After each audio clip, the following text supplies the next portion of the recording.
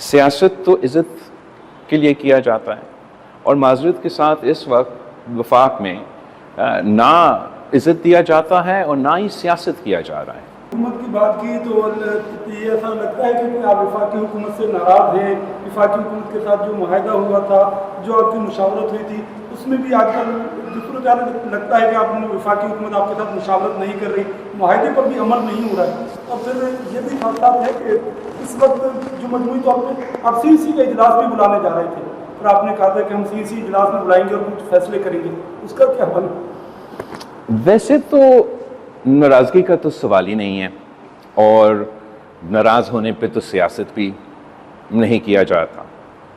सियासत तो इज़्ज़त के लिए किया जाता है और माज़रत के साथ इस वक्त वफाक में ना इज़्ज़त दिया जाता है और ना ही सियासत किया जा रहा है।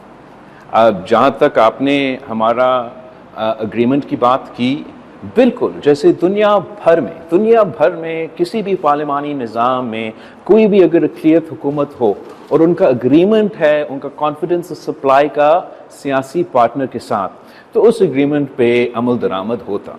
हम मॉरल सपोर्ट प्रोवाइड करने के लिए हुकूमत की ट्रेजरी बेंचेस पे बैठे हैं। हम in good faith her vote पे नेगोशिएट नहीं करते हैं, मगर ज़रूर हम ये देखना चाहेंगे कि जो हमारा तयशुदा एग्रीमेंट है उस पे अमल दरामद किया जाए, जो हमारा अंडरस्टैंडिंग्स है उस पे अमल दरामद किया जाए, जो अहम लेजिस्लेशन है उस पे पूरी तरीके से मुशावरत किया जाएगा। आपको भी ये यूड ऑल्सो फील डिसरिस्पेक्टेड अगर किसी अहम लेजिस्लेशन पे वो लेजिस्लेशन पहले कैबिनेट से पास हो, पहले प्रिंट हो जाए, पहले फ्लोर पे आ जाए वोट होने के लिए और उसके बाद मुझे एक कॉपी दिया जाए कि ये ज़रा पढ़े और वोट डाले, not let alone members of my political party.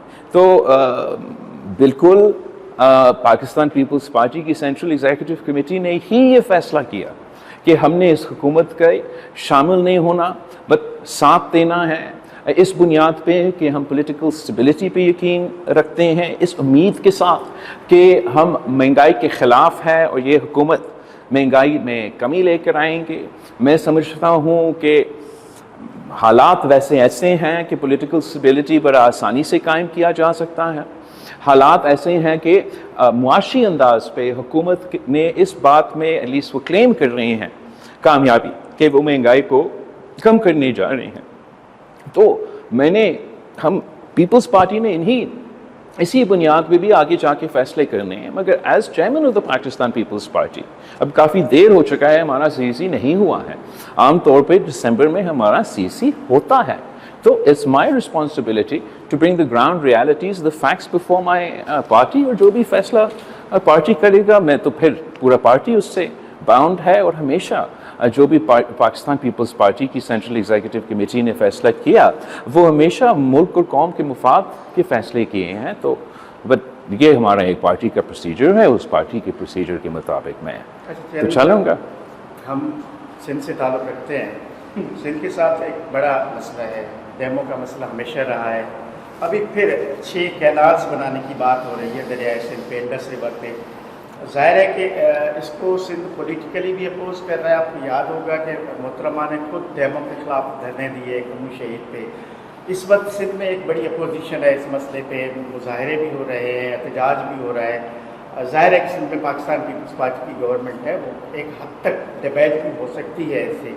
तो ये जो दरियाए सिंध पे 6 कैनाल्स बनाने का इशू है, इस पर आपने वफाक से कोई बात की, आपका अपना मौक़िफ़ क्या है इस पर? आई थिंक ये तो एक और एग्ज़ाम्पल है जहाँ हमारा जो मुस्लिम लीग का और पाकिस्तान पीपल्स पार्टी का मुआहदा हुआ उसका खिलाफ वर्जी हो रहा है। हमने उस एग्रीमेंट में तय किया कि जो चारों सूबों का PSDP है वो हम पाकिस्तान पीपल्स पार्टी और मुस्लिम लीग मिलके बनाएंगे, और ये जो मंसूबा है इसका अप्रूवल तब हुआ था जब मैं मसरूफ़ था 26th अमेंडमेंट का जदोजहद कर रहा था।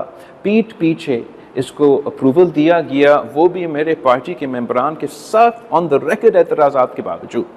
नाउ जैसे आप कह रहे हैं इस मंसूबे के लिए कंसेंसस मौजूद नहीं है, जिस तरीके से हुकूमत आगे बढ़ रहे हैं वो तो इस पर कंसेंसस नामुमकिन ہوتا جا رہا ہے. میں سمجھتا ہوں کہ کنسنسس مختلف طریقے ہیں جس سے ہم اپنے بنجر علاقے کو زراعت کے لیے یا پینے کے پانی کے لیے پانی پہنچا سکتے ہیں. ہم نے ایسے بہت سے منصوبے تھر کے ریگستان میں لے کر آئے ہیں, آر او پلانٹ سے لے کے سیلائن اریگیشن تک, جس پہ ملک کا کنسنسس بھی بن سکتے ہیں اور ہم پاکستان کے عوام کو کا پانی کا حق پہنچا سکتے ہیں. لیکن جو طریقہ حکومت اپنا رہا ہے اس پہ تو وہ کنسنسس نہیں ہے. جمیل صاحب, آپ جس طرح سے 26ویں آئینی ترمیم کرانے کے لیے متحرک نظر آئے, کیا 26ویں آئینی ترمیم کے بعد آپ کا جو عدالتی اصلاحات کا مشن ہے وہ مکمل ہو گیا؟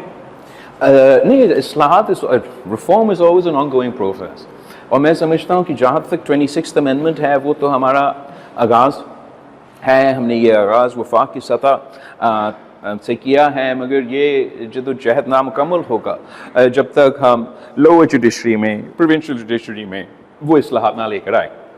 اور میں نے تو چیف منسٹر صاحب سے ریکویسٹ بھی کیا ہے کہ وہ رابطہ کرے چیف جسٹس پاکستان سے, سینئر پیونی جج سے, کانسٹیٹیوشنل بینچ کا ہیڈ سے, چیف جسٹس سندھ سے, اور ان سے انگیج کرے کہ ہمیں ان پٹ دے, ہمیں گائیڈنس دے. ہم لوور جوڈیشری میں بھی ریفارمز لے کر آنا چاہتے ہیں, اور ہم سمجھتے ہیں کہ عوام کا سب سے زیادہ جو انٹریکشن ہے وہ لوور جوڈیشری کے ساتھ ہوتا ہے. تو جو ہم ریفارمز وہاں لے کر آتے ہیں وہ عوام کو زیادہ محسوس ہوں گے, اور ہم چاہتے ہیں کہ ہم یہ ریفارمز جوڈیشل انپٹ کے ساتھ, لیگل انپٹ کے ساتھ, کنسنسس کے ساتھ اس پہ کام کیا جائے. اچھا, جوڈیشری پہ میں ایک سوال کر لوں. جوڈیشری پہ یہ بات کر رہے ہیں, ایک تو سندھ کے تمام ججوں کو ایک جوڈیشل کونسل کا اجلاس ہوا, اس کے بعد پھر ہائی کورٹ کے سارے ججوں کو آئینی بینچ کا رکن بنایا گیا. ایک تو یہ ایشو ہے, اور دوسرا سندھ کے ساتھ ایک بڑا ایشو یہ ہے کہ سندھ کے رورل ایریاز سے سپریم کورٹ آف پاکستان میں نمائندگی ہی نہیں ہے. ماضی میں بہت زیادتیاں ہوئیں, سندھ کے چیف جسٹس کو نہیں لیا گیا, سینیارٹی کی بات ہو رہی ہے, سندھ کے کئی ججز کو سینیارٹی سے پیچھے کیا گیا. اب یہ مسئلہ ہے کہ ہماری سندھ کی نمائندگی ہی نہیں ہے سپریم کورٹ آف پاکستان. آپ کے دونوں سوال بہت امپورٹنٹ سوال ہے, جائز سوال ہے. جہاں تک the first question is concerned, وفاق کی سطح پہ جب کانسٹیٹیوشنل بینچ کو تشکیل دیا جا رہا تھا تو چیف جسٹس, اس وقت چیف جسٹس کا ویکنسی تھا, تو چیف جسٹس کا بھی عہدہ چنا گیا آفٹر the 26th امینڈمنٹ, اور جو کانسٹیٹیوشنل بینچ کا سربراہ ہیں وہ بھی چنا گیا. دونوں بڑے قابل, بڑے آنریبل جج صاحبان ہیں, اور میرے خیال میں وہاں ایک جو کاؤنٹر سجیسشن تھا وہ یہ تھا کہ آپ نے جو تمام سٹنگ جسٹسز ہیں ان کو آپ کانسٹیٹیوشنل بینچ کا حصہ بنا دے. اور کانسٹیٹیوشنل بینچ وہی ہو جو سابق سپریم کورٹ ہوتا تھا. مگر اکثریت نے یہ فیصلہ لیا کہ دونوں چیف جسٹس آف پاکستان ہو یا خاص طور پہ کانسٹیٹیوشنل بینچ کا ہیڈ ہو, ان عہدے کو نان کنٹروورشل ہونا چاہیے. وہاں سے جوڈیشری کا جو یہ کچھ ججز کا عادت پڑا ہے کہ وہ بینچ سے سیاست کریں.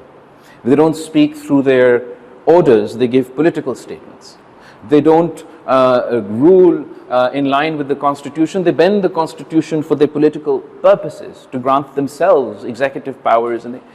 وہ کرائیٹیریا کو, وہ ماضی کو سامنے رکھتے ہوئے جس کی وجہ سے ہم نے یہ 26th امینڈمنٹ پاس کیا, یہ سارے فیکٹرز کو مد نظر رکھتے ہوئے یہ فیصلہ کیا گیا کہ chief justice of Pakistan justice Yahya Afridi ہوگا, اور جسٹس امین جو ہے وہ کانسٹیٹیوشنل بینچ کا سربراہ ہوگا.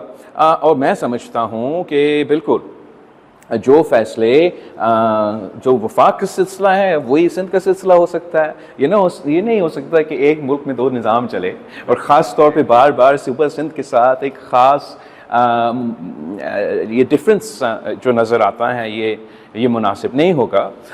تو امید ہے کہ وہی ہوگا. ایک اور میٹنگ بھی ہونا چاہ رہا ہے, اور جس انداز سے فیصلے وفاق نے اپنے لے لیے ویسے انداز سے وہ فیصلے سندھ کے لیے لیتے ہیں.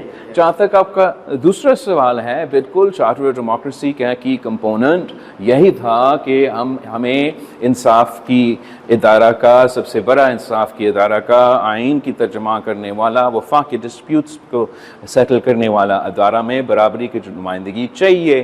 اور آپ کا سوال اس انداز میں جائز سوال ہے، جائز تنقید ہے. جہاں تک میرا علم میں ہے کہ جب یہ فیصلہ کیا جا رہا تھا تو اس وقت ان علاقے سے کوئی تعلق رکھنے والے جج سپریم کورٹ میں موجود ہی نہیں تھا.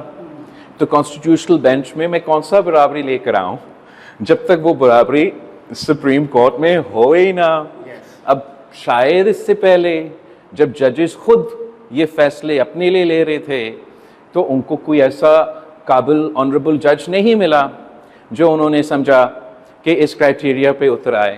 اب اگر میں خود موجود ہوتا جوڈیشل کمیشن پہ، میں آپ کا پہلا سوال جو آپ نے پوچھا، جہاں تک یہ فرق سندھ کی high court and constitutional bench اور وفاق کی high court and constitutional bench, میں تو وہ خود اٹھاتا. جو آپ کا دوسرا سوال آپ نے مجھ سے پوچھا، میں طریقے سے اس کو بھی ایڈریس کرتا، مگر مجھے تو اپنا نام جوڈیشل کمیشن سے احتجاجاً ودرا کرنا پڑا. اس لیے حکومت وقت نے جو ہم سے آئین سازی کے وقت بات طے کی کہ پیپلز پارٹی اور مسلم لیگ کی برابری کی نمائندگی ہوگی جوڈیشل کمیشن میں، اس بات سے وہ پیچھے ہٹے.